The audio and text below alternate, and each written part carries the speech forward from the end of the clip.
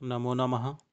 मैं doctor KL. Meena, associate professor Sanskrit, government college Karauli.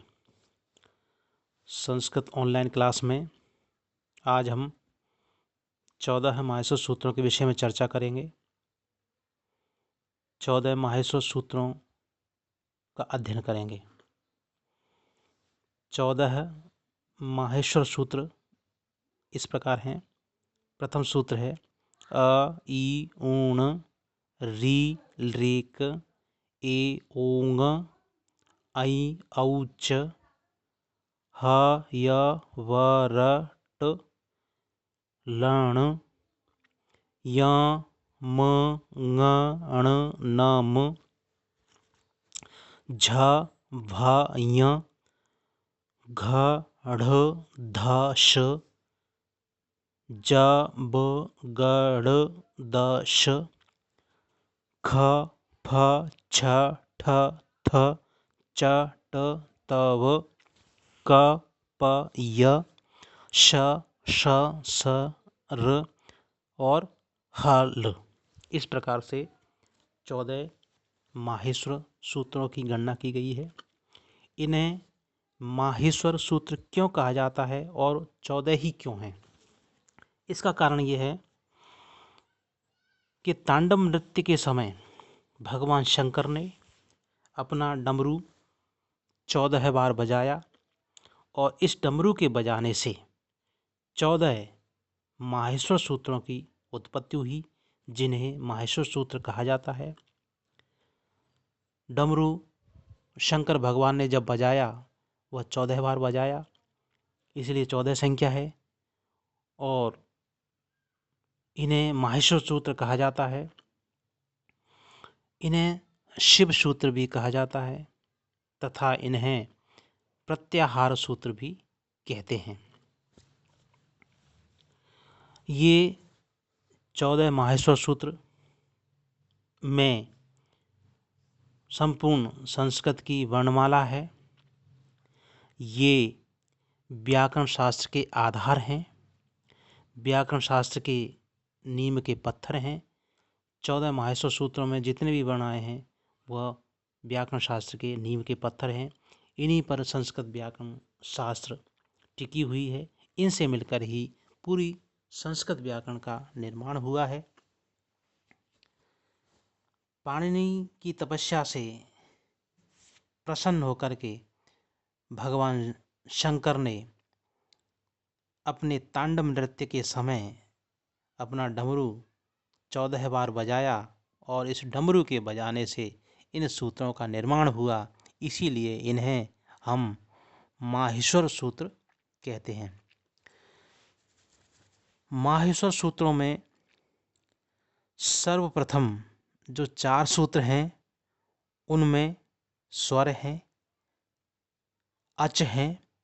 जैसे पहला सूत्र है अ ई ऊण रील रेक ए ओंग और ऐ औच। यहाँ तक जो 4 सूत्र हैं, इन 4 सूत्रों में स्वरों की गणना हुई है।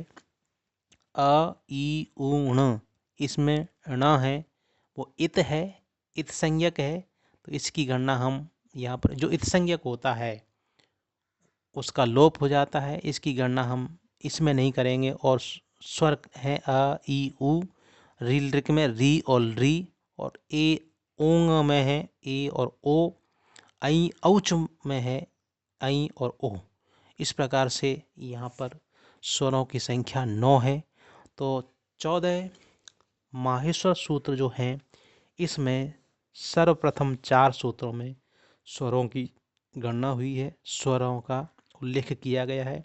इस प्रकार से एक प्रश्न बन सकता है कि 14 माहेश्वर सूत्रों में स्वरों की गणना कितने सूत्रों में की गई है? तो इसका उत्तर यही है कि सर्वप्रथम जो 4 सूत्र हैं उसमें स्वरों की गणना हुई है, स्वरों का उल्लेख किया गया है।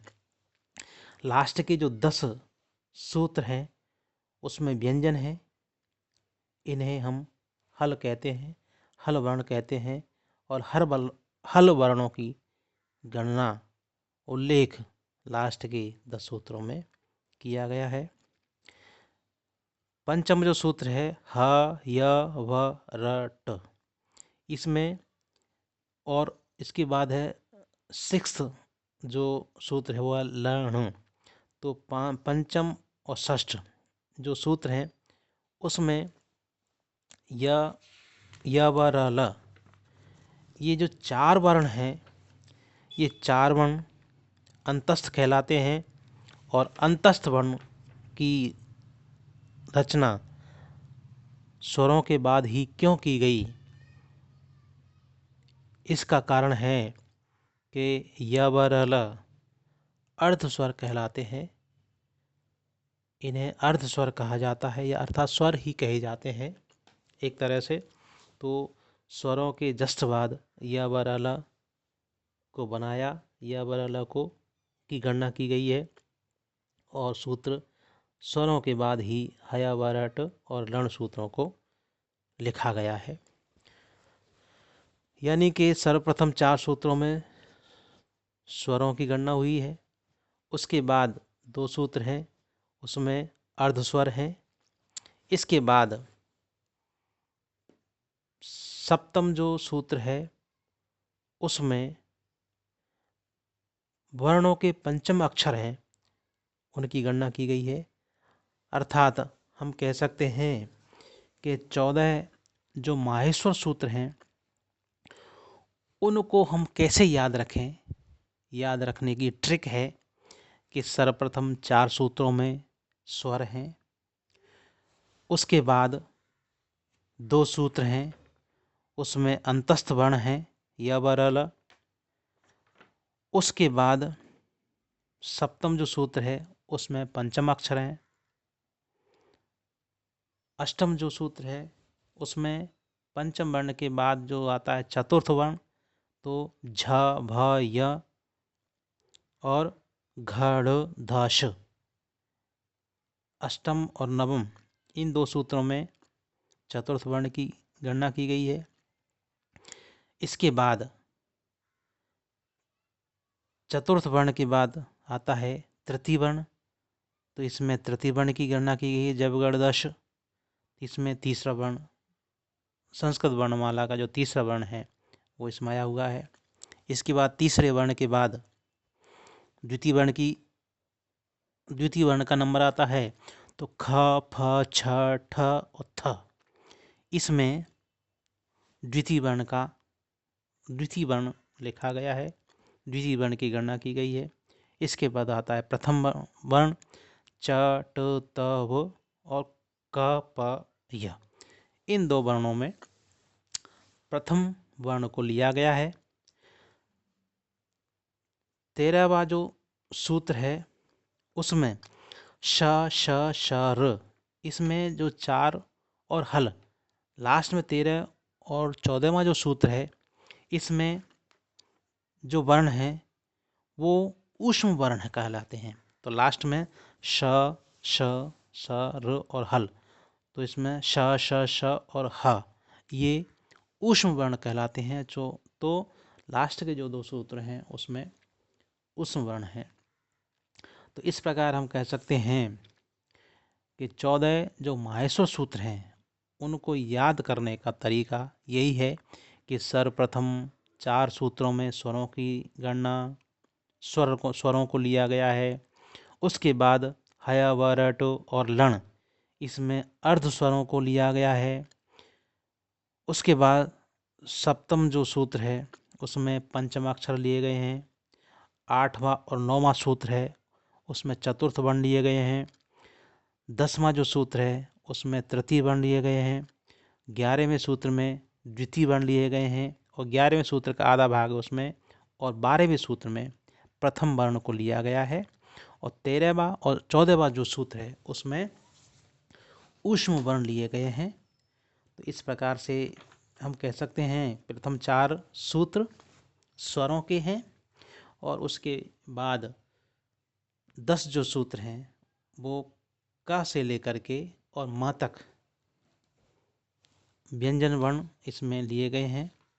तो इस प्रकार हम ने 14 माहेश्वर सूत्रों की गणना की गई।